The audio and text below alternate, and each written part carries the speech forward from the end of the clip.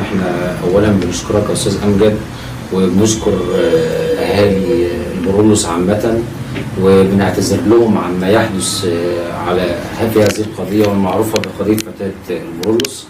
احنا اولا ما بنقبلش اي قضيه فيها اهانه حتى للمراه، للفتاه. الفتاه دي اختنا واخت كل اهل البرولوس عامه. احنا قبلنا القضيه لان دايما الحق والطرف الاخر له حق الدفاع، حق الدفاع عن نفسه، وان انا اسمعه عشان ما يقعش ظلم على سيادة المستشار أستاذ محمد فوزي. تحياتي لسيادتك.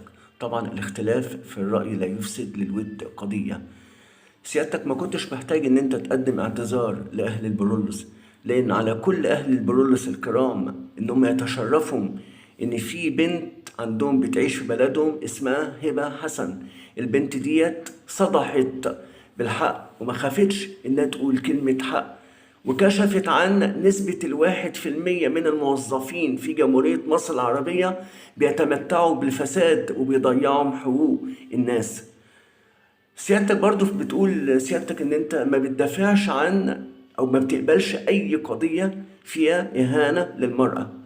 سيادتك بنفسك زي ما كلنا سمعنا الالفاظ النابية، تمام، اللي فيه شخص من الافراد قال للبنت ديت يا بنت كذا يا بنت كذا، انزلي يا بنت كذا يا بنت كذا. الفاظ الشوارع اللي ما تتقالش، اللي ما فيش واحد فينا على مستوى العالم ممكن يقبل ان هو يسمعها على بنته او امه او اخته. تحياتي لسيادتك.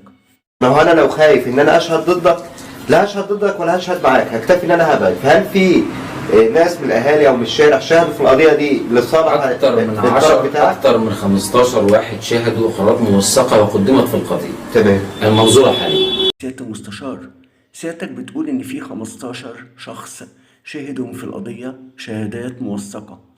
سيادتك لو تكرمت ممكن من حقنا احنا كرأي عام ان احنا نعرف اسامي ال 15 شخص؟ طبعا انا ما اعرفهمش، ولكن اهل البرولوس الكرام اكيد عارفينهم ويقدروا يحكموا عليهم كويس قوي.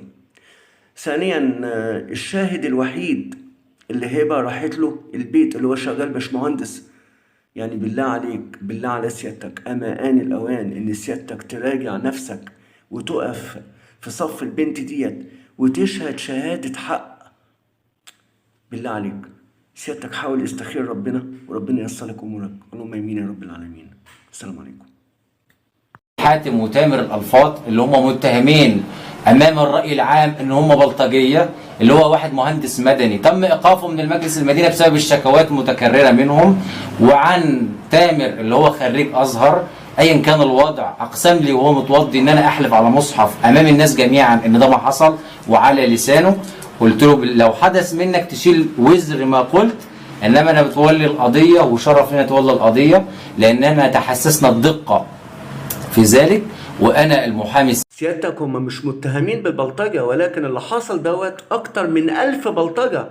حتى الالفاظ اللي اتقالت للبنت ديت ما ينفعش تتقال، ما ينفعش تتقال باي حد من الحدود. ده حد من حدود الله. احنا فين احنا؟ وفي نفس الوقت سيادتك بتقول ان الشخص دوت حلف لك على المصحف وهو متوضي، تمام، وسيادتك بتقول ان انت متيقن وتحريت الدقة قبل ما تاخد القضية. يبقى معنى كده ان سيادتك نفسك يا سيادة المستشار عندك استعداد تحلف بالله يمين الله ان سيادتك متيقن وعلى يقين ان الاشخاص دولت ما ارتكبوش الجريمة. ما هو سيادتك زي سيادتي، انا برضو ما انا زي سيادتك. انا عن نفسي اقسم بالله العظيم البنت اللي اسمها هبة سدى في كلامها، والشخصين دولت تعرضوا لها بالضرب والسحل.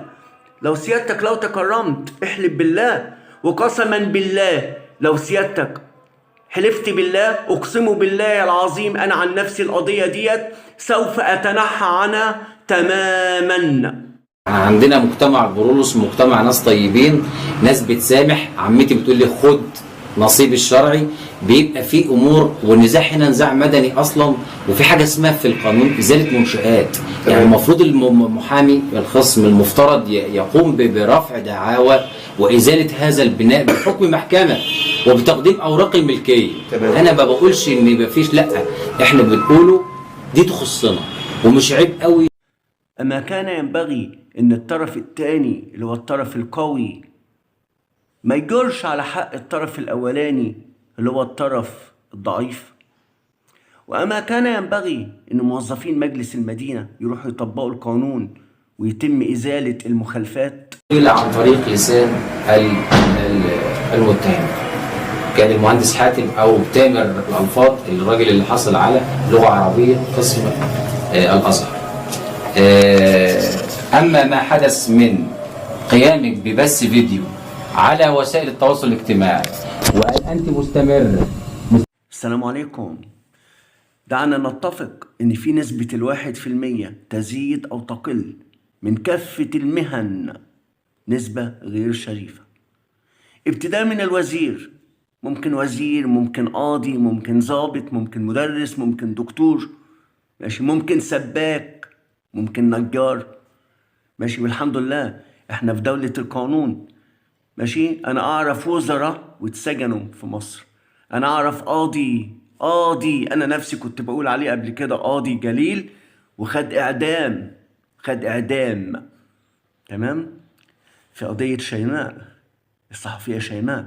وبالتالي لا داعي لكلمة مهندس أو كلمة خريج كذا، خاصة إن الأستاذة هبة حسن فتاة العزة والكرامة خريجة كلية تربية، تمام.